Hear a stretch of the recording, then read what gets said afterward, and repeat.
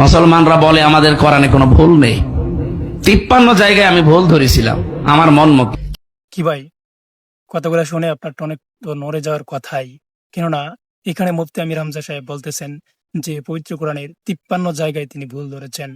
আসলে ভাই, এই ভিডিওটা কাটকুট করে মুফতি আমির হামজা সাহেবের বিরুদ্ধে তৈরি করা হয়েছে। আর এই ভিডিওটা দেখেই কিন্তু অনেক আল্লাহর ওলিরা মুফতি আমির হামজাকে কাফের পুতো দিয়েছে, তার বিরুদ্ধে বলতেছে যে তার পিছনে নামাজ হবে না। প্রিয় বন্ধুরা, চলুন শুনে আসি মুফতি আমির হামজা সাহেবের সেই ভিডিওটা যেখানে এই কথাগুলা বলছিলেন। লরেন বুথ, এটা টনি বেলাওয়ারের শালিকা, ছোট শালিকা। এ মেয়ে অনার্স মাস্টার্স করার পিএইচডি হোল্ডার একজন। এ এসেছিল ইরানের তেহরান বিমানবন্দরে।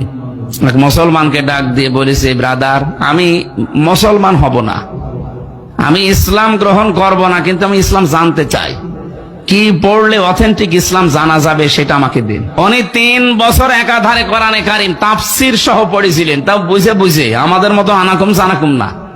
এক একটা শব্দের 8টা 10টা অর্থ বের করে করে শেষে 53 জায়গায় লাল দাগ দিয়েছে।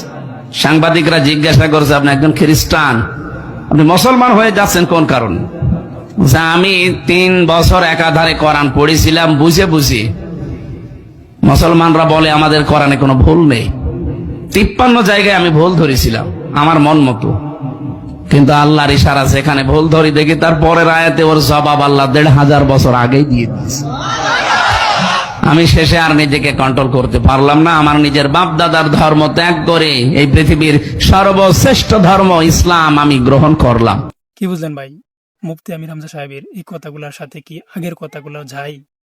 কখনোই যায় না।